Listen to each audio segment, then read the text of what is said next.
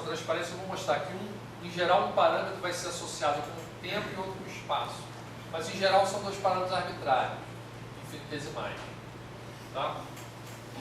E eu posso escrever esse vetorzinho, isso aqui não é uma velocidade, né? Esse vetorzinho infinitesimal, em termos desse parâmetro também infinitesimal, através dessas derivadas parciais aqui, onde x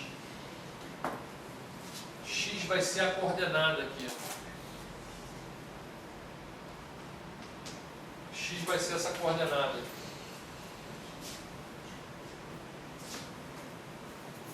Então, a derivada parcial de x em relação a xi vezes o dxi, isso vai dar o dv1 e analogamente o mesmo para o xi2. Tá? Isso aqui não é xi elevado a 1, isso aí é o índice que está em cima. Né? Em relatividade a gente usa alguns índices em cima, alguns índices embaixo. Né? Os vetores normalmente são definidos com índice em cima. De modo que a área do paralelogramo ela pode ser escrita, então eu vou pegar essa área aqui, vou pegar essa expressão aqui da área e vou substituir essa definição do dv1 e do dv2 em termos de xi1 e xi2 e derivadas de x. Tá? Então substituindo aqui, eu vou ficar com essa expressão aqui, ó. Vou ficar com essa expressão, a área vai ganhar um xi 1 ao quadrado, vai passar para o lado de fora da raiz quadrada, multiplicando, xi 2 ao quadrado, vai ficar ao quadrado, né?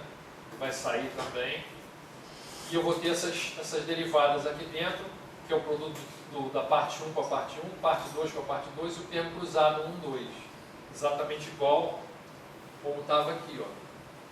Certo? Os quadrados em cima saíram, né?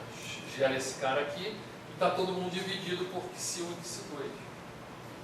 Tá certo? Então eu posso escrever a área em termos desses parâmetros xi1 e xi2 arbitrários. Ok? Deu para pegar a ideia? Então, importante aí, então eu vou postular, né, que a ação da corda é proporcional à área da corda, da área da folha de muro. Notem que isso aqui já tem aquela propriedade de ser invariante.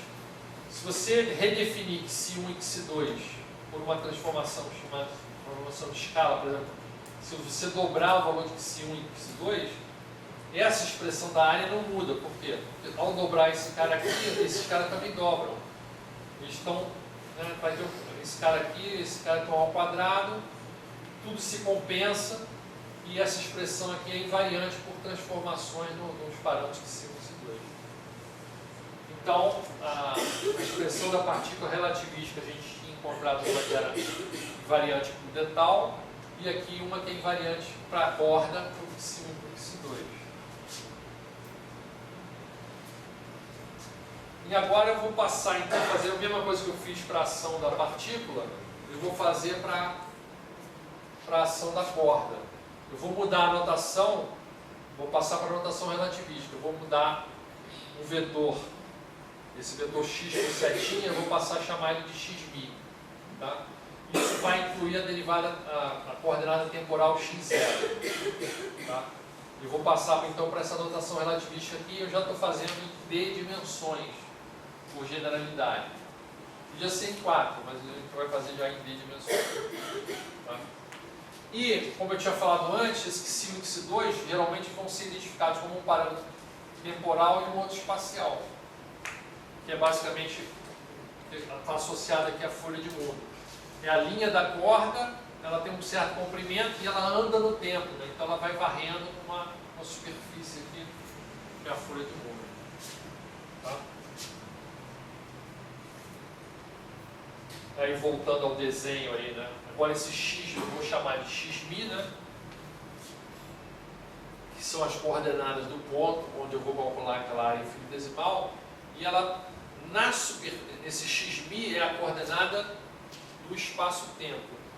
Só que como é um vetor que anda em cima da folha de mundo, porque ela está mapeando os elementos infinitesimais de área na folha de mundo, eu posso parametrizar o x em termos de tau e sigma. Para qualquer tau e sigma, eu encontro a posição desse x aqui. Tá? Então, já usando essa notação e já usando essa outra notação aqui, onde eu omito os índices, esse dx de tal aqui, por exemplo, significa derivada parcial de x em relação a tal, x em relação a tal, e os índices aqui estão contraídos, né? O índice em cima e embaixo repetido está contraído, então é simbolizado pelo pontinho da produto escalar usual. Tá? Quem não conhece notação relativística vai ficar um pouquinho perdido, mas não tem muito jeito. Quem já conhece notação relativística deve estar entendendo mais. Então, aquela expressão que eu tinha encontrado antes, eu vou passar agora para essa notação relativística, onde eu aqui já estou escondendo os índices, tá? Desses produtos escalares aqui. E tem uma troca de sinal, tem a ver com essa escolha da métrica. Esse termo aqui era o primeiro termo, esse aqui era o segundo, então tem um sinal de diferente aqui. Tá? Só troquei a ordem deles. Esse aqui é aquele segundo termo, que é o termo do cosseno, que é o termo cruzado, e esse aqui são os termos dos quadrados. Tá? Então a área infinitesimal de cada elemento infinitesimal pode ser escrita assim, em termos de produto de tal de sigma vezes essa raiz quadrada aqui. Então, essa aqui é a notação, né? X escalar x é x min, x min. Tá? E essa área aqui ela é invariante por reparametrizações. Eu posso redefinir o tal e o sigma. A tal vai em 5 tal e sigma vai em 3 sigma. Essa área aqui continua sendo a mesma área sem afetar aí a descrição da corda. Tá?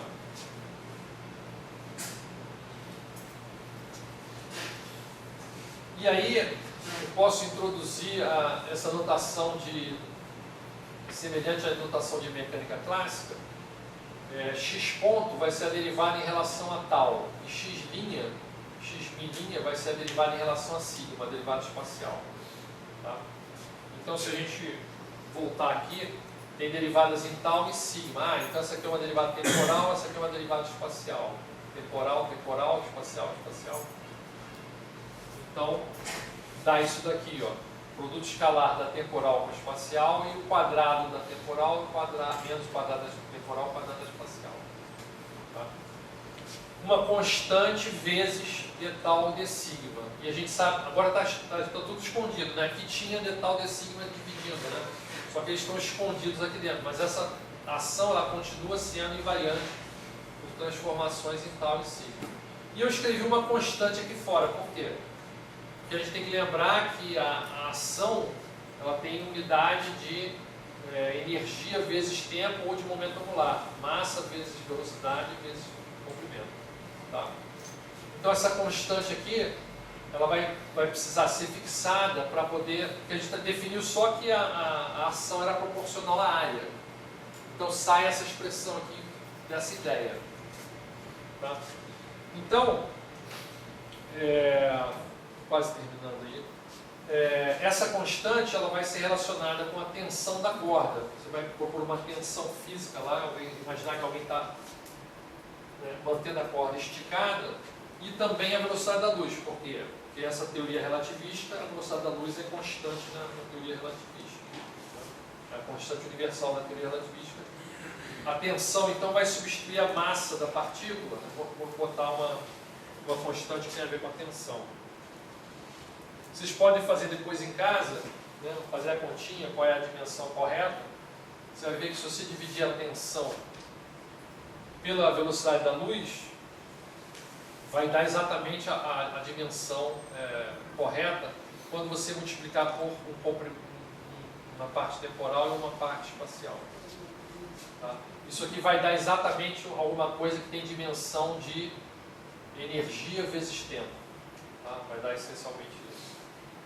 Podem fazer a continha aí que vocês vão achar exatamente isso. Essa então é a chamada ação de Nambu-Goto. Eles foram os caras que independentemente inventaram essa ação para descrever a corda relativística. Né? O Nambu, né, o primeiro, por acaso ele ganhou o Prêmio Nobel de Física em 2008, não por essa expressão aqui, mas porque ele estudou o problema de simetrias em física de partículas. Tá? De simetrias e quebra de simetrias. Né? E o Gota é um outro cara, nunca ouvi falar dele, exceto essa ação de novo. Então essa é a ação da corda, a ação da corda relativística. Eu vou parar aqui. Vou parar aqui nesse ponto. E amanhã a gente continua. Deixa eu passar a lista de presença.